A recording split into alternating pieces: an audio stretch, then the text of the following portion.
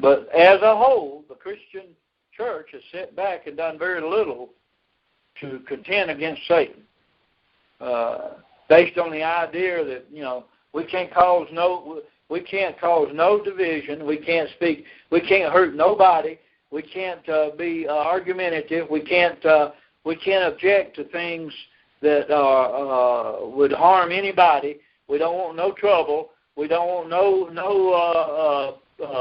political fallout. All we want to do is go along and get along. And we sat back in our little churches, and what we did is we talked about what a great Creator God we serve. We sent our children right down to the indoctrinational centers called public education, from grade pre-K 1 and 2 all the way up to college level and post-college. And the whole basis of their teaching was based on, a great portion of it was based on Marxist Leninism, socialism, and then Darwin's theory of evolution. And it's still a theory, okay?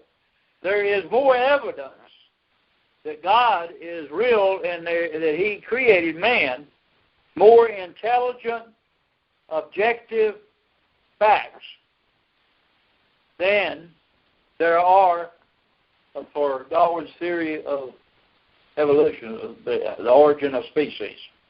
But, of course, the academic people wanted to go along with it. Of course they did, because it went against Christianity. The whole thing is to tear the Christian belief system apart. All right, so let's go on now.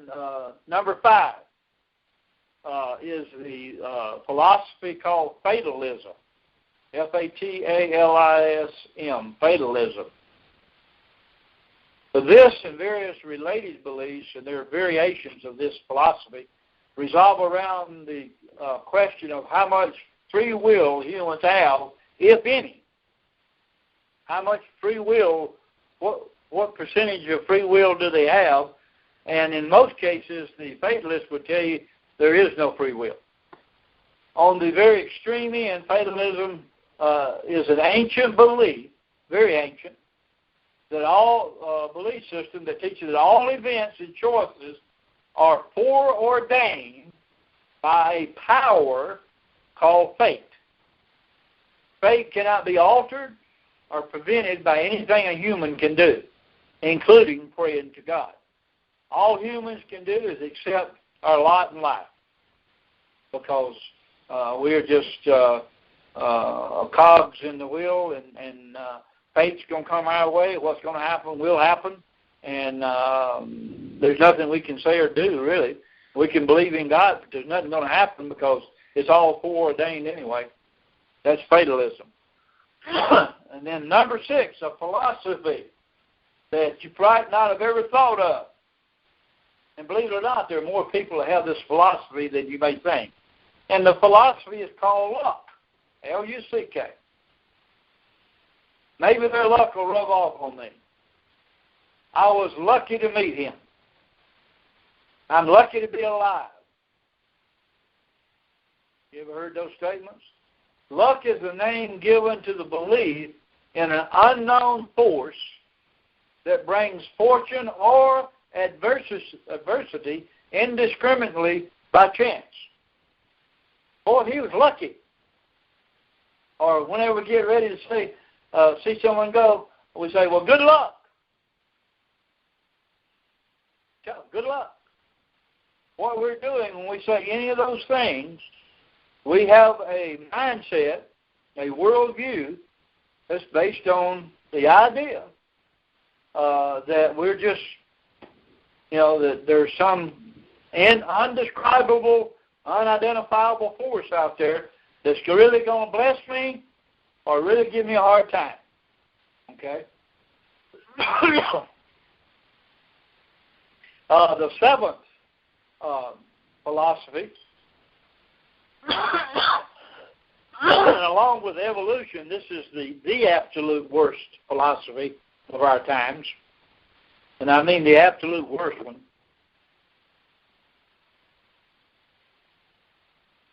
I had to drink a little bit of water. I wonder if I'll be famous like Rubio. But anyway, hedonism. I didn't say heathenism. Hedo. Hedonism. Hedonism.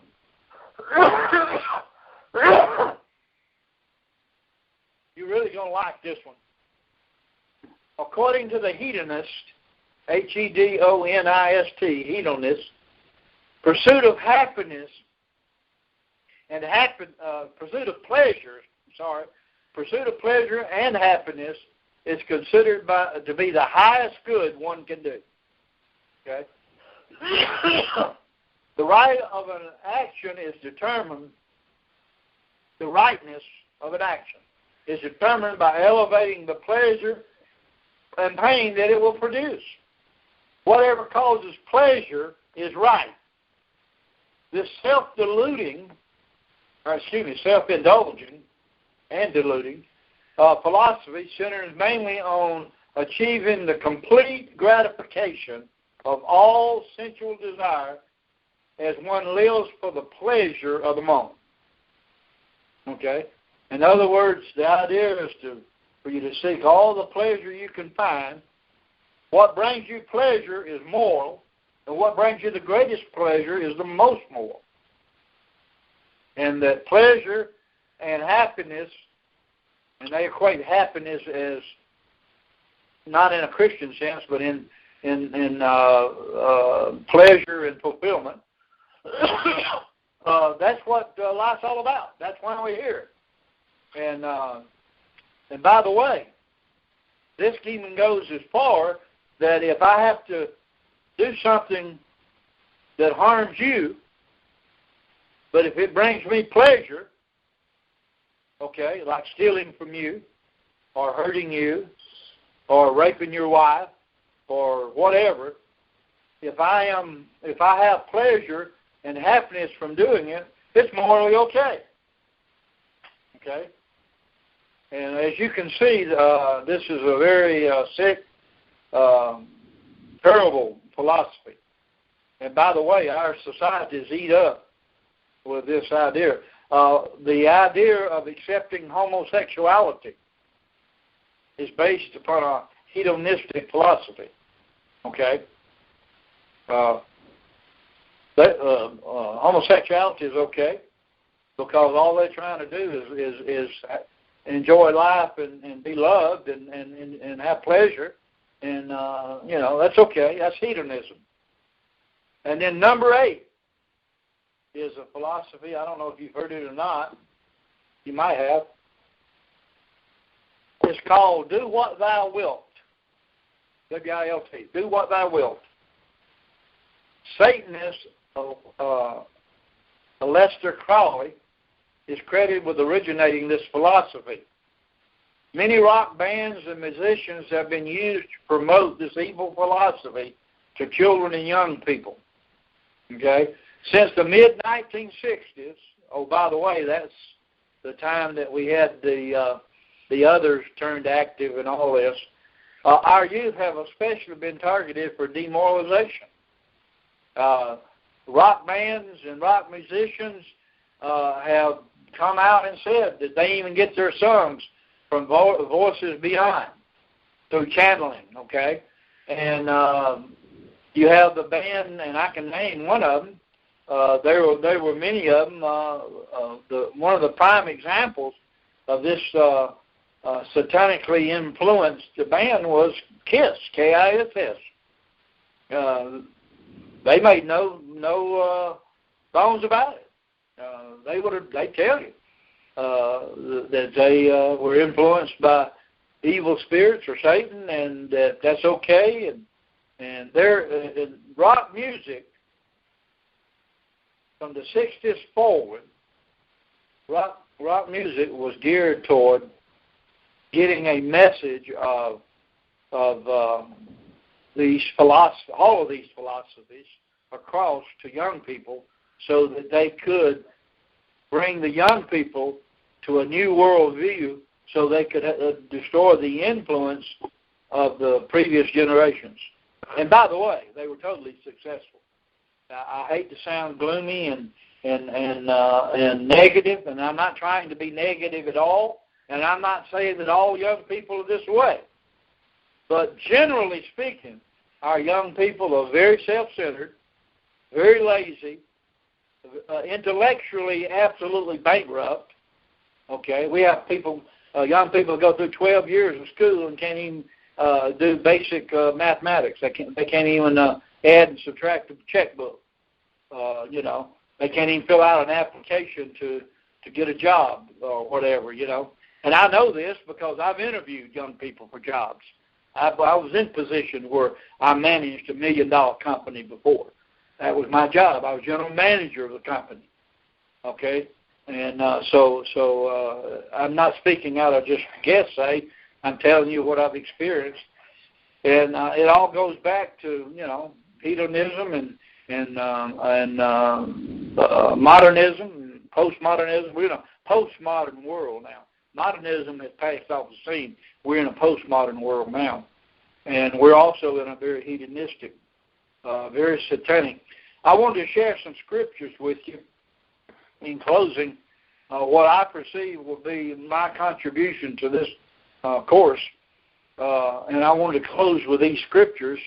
And these scriptures talk about what God says about some things, and they apply not only to philosophies of the world system, but all of the other things that we have studied very much.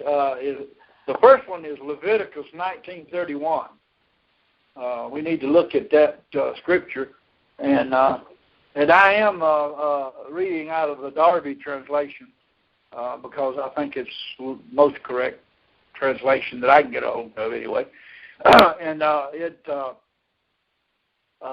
Leviticus 19:31 says, "Turn not unto necromancers and unto soothsayers, seek not after them to make yourselves unclean. I am Jehovah your God."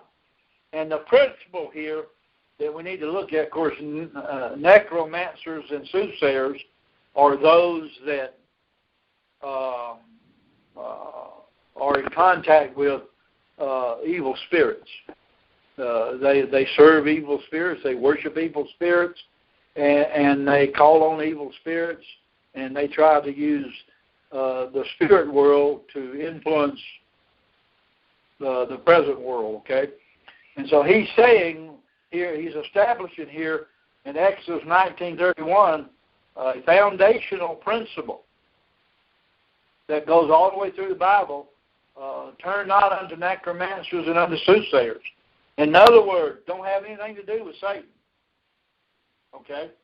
And if we participate or allow ourselves to fall to one of these philosophies, in other words, if we don't know what these philosophies are and make an effort not to participate in them, then we're opening the door for Satan to be involved in our lives, because every single one of these philosophies has as its root satanic worship, satanic power,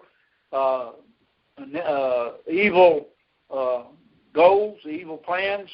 ACLU is evil. Crawley was evil. He's dead now.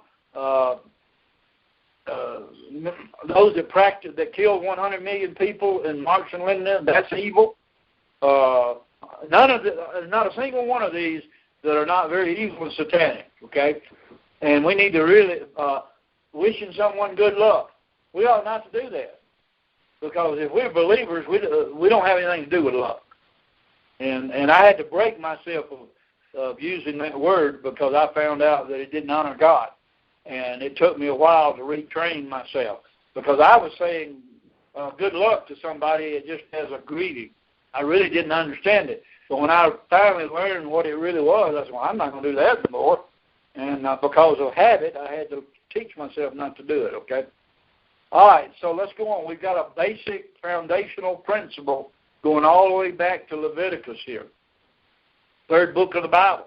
So it goes back pretty far. Then in Judges 2, 11 and 12. Now, God told them not to do that. But in Judges 11 and 12, we have here where they did.